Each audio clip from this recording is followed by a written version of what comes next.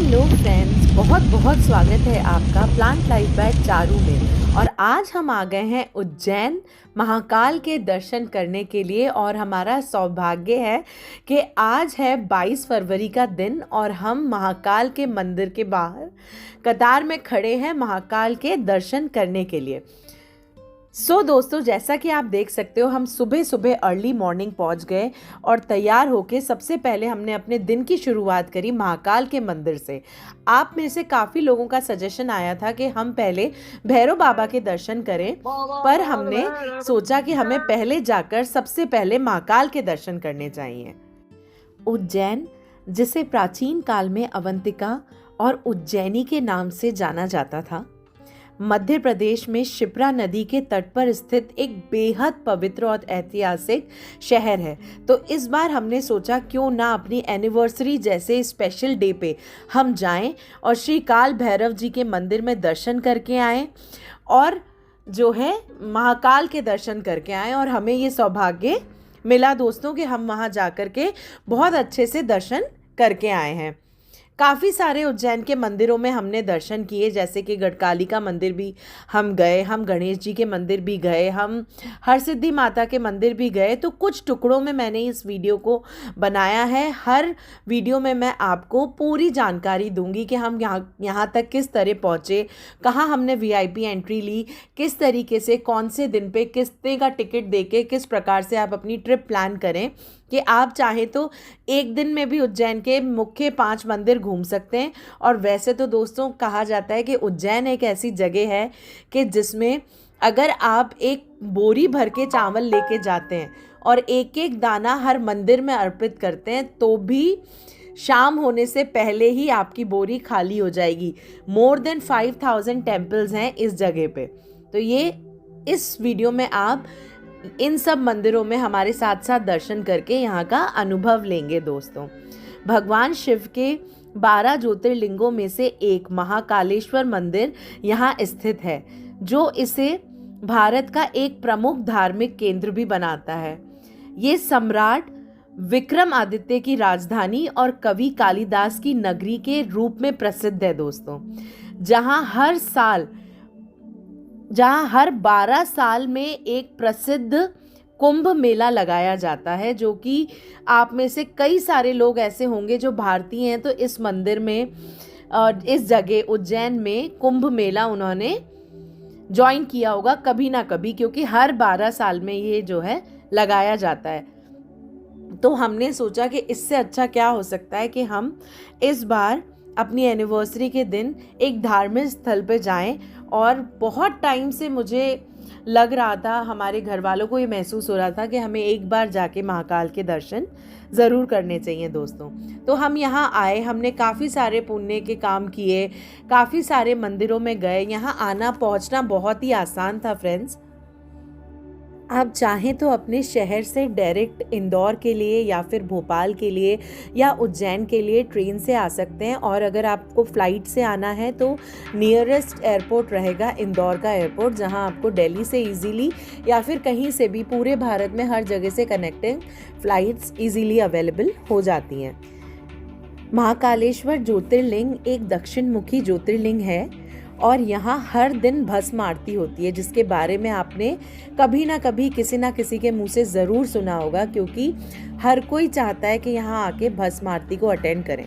तो सबसे पहले मैं इन्फॉर्मेशन दे देती हूँ कि दोस्तों, भस्म आरती अगर आप चाहते हैं महाकाल में आके अटेंड करना तो 2 महीने पहले ही एक टिप है कि आप ऑनलाइन इनकी वेबसाइट से बुक कर लो, अपनी भस्म आरती के लिए टिकट्स बुक कर लो, क्योंकि बहुत कठिन होता है, इतना आसान नहीं होता, बहुत इजीली नहीं मिल जाती यहाँ की बुकिंग्स, क्योंकि लोग बहुत दूर से आते हैं तो पहले से ही यहाँ पे बुकिंग्स करवा लेते हैं। तो भस्म आरती अगर आपको ज्वाइन करनी है तो रात को 1 बजे से लाइन शुरू हो जाती है और जो है सुबह दरवाजे 4 बजे बंद हो जाते हैं और उसके बाद भस्म आरती जो है शुरू होती है। तो आपको इस चीज़ का ध्यान रखना है कि भस्म आरती अगर आप ज्वाइन करना चाहते हो तो अपने पहले से ही ऑनलाइन रिजर्वेशंस करके रखें। हालांकि मंदिर में भी गेट नंबर 4 और गेट नंबर 1 की तरफ आपको मिल जाएगा, जहाँ से आपको काउंटर मिल जाएगा, जहाँ से कि आपका जाना इजी होगा और आप भस्म आरती कर सकते होंगे। लेकिन वहाँ पे इतनी लंबी कतार होती है कि आपको आपका नंबर आते आते जगह ही ख़त्म हो जाती है। तो आई वुड सजेस्ट कि अगर आप आ रहे हो तो आप 100% आप भस्म आरती को पहले से ही बुक करके यहाँ पर पहुँचिए। और दोस्तों ये जो आप देख रहे हो ये जय माँ हरसिद्धि का मंदिर है ये, और यहाँ की आरती बहुत अद्भुत होती है, बहुत खूबसूरत होती है। और जैसा कि मैंने पहले बताया कि उज्जैन को मंदिरों की नगरी और भारत का ग्रीनविच कहा जाता है, समय गणना की प्राचीन केंद्र है ये। इसलिए उज्जैन का हर एक मंदिर अपने आप में बहुत विशेष है और यहाँ की आरतियाँ बहुत खूबसूरत और बहुत अद्भुत होती है। ये एक धार्मिक स्थल है। यहाँ पे महाकाल के अलावा भी कई सारे मंदिर हैं जिनमें से मंगल ग्रह की भूमि पूजन करवाई जाती है। मंगल का मंदिर है जो आपने पहले वीडियो में देखा। हरसिद्धि माँ का मंदिर है जो कि एक शक्ति पीठ है, जो आप देख रहे हो अभी आपकी स्क्रीन पे, ये हरसिद्धि माँ का मंदिर है।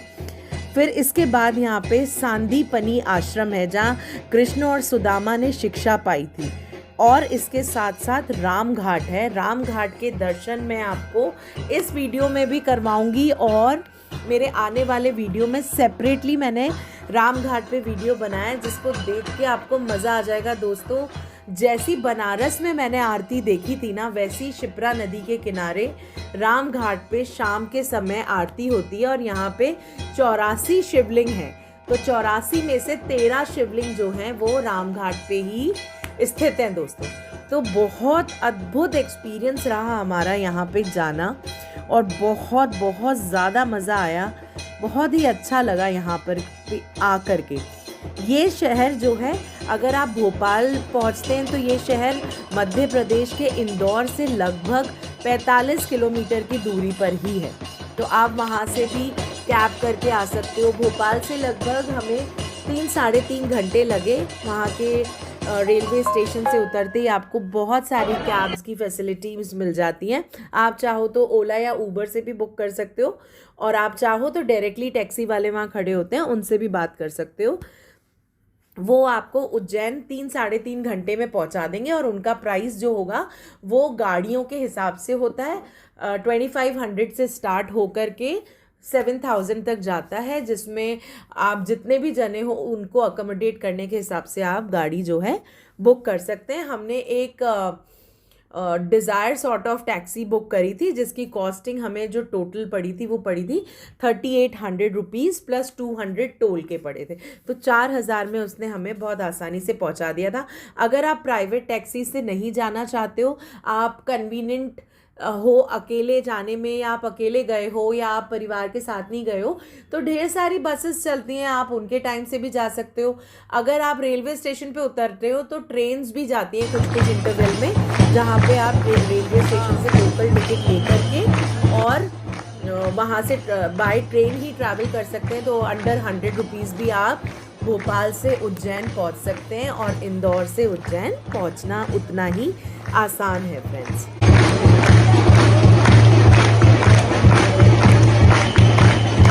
हरसिद्धि माँ सम्राट विक्रमादित्य की आराध्य देवी भी हैं और एक सिद्धि पीठ भी है, जहाँ रोजाना हजारों की संख्या में भक्त दर्शन करने का लाभ उठाते हैं।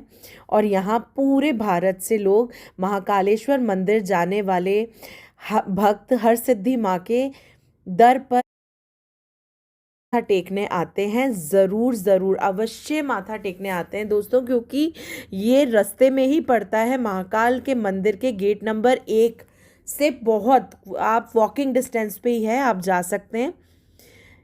और बहुत खूबसूरत मंदिर है, हज़ारों दीपक यहाँ जलाए जाते हैं। एक बहुत ही आप कल्पना भी नहीं कर सकते उस अनुभव का जो हम लेकर के आए हैं। आपको भी एक बार जाना ज़रूर चाहिए यहाँ पे। और माता सती के बारे में मैं आपको क्या बता सकती हूँ, मैं बताती हूँ आपको। माता सती के अंग जो अलग अलग स्थानों पर गिरे थे, उनमें से एक उज्जैन में गिरा था, उस वजह से इसको हरसिद्धि माँ का सिद्धिपीठ बोला जाता है दोस्तों। उज्जैन स्थित हरसिद्धि माता मंदिर 51 शक्तिपीठों में से एक अनंत प्राचीन मंदिर है जो महाकालेश्वर ज्योतिर्लिंग के पास ही है। यहाँ देवी सती की कोहनी गिरी थी, उनकी एल्बो गिरी थी, कोहनी गिरी थी। माँ हरसिद्धि को प्रसन्न माता कहा जाता है। यहाँ आके आप अपनी मनोकामना मांगते हैं और वो पूरी होती है। यहाँ शाम के समय बहुत भव्य आरती होती है जिसमें 726 दियों के 2 ऊंचे ऊंचे दीप स्तंभ जो आपने अभी वीडियो में देखे वो प्रज्वलित किए जाते हैं। हर सुबह लगभग 7 बजे से 8 बजे तक आरती होती है और हर शाम 6 बजे से 7 बजे तक आरती की जाती है। कई बार ये समय आगे पीछे होता है सर्दी और गर्मियों के हिसाब से दोस्तों, पर आप सभी को हरसिद्धि माता मंदिर जा कर के ये आरती अटेंड करनी चाहिए। आगे आने वाले वीडियो में हम आपको लेके जाएंगे शिप्रा नदी के किनारे और आरती दिखाएंगे राम घाट पे। बने रहिए, जुड़े रहिए हमारे साथ। इस उज्जैन नगरी की सारी वीडियोस मैं आपको घर बैठे दिखाना चाहती हूँ और आपको अनुभव कराना चाहती हूँ। दोस्तों, वीडियो अच्छा लगा हो तो जाते जाते एक लाइक दे के जाइए, कमेंट करके जाइए, और जिस किसी ने अभी तक हमारे चैनल को सब्सक्राइब नहीं किया है, please subscribe our channel. Thanks for watching.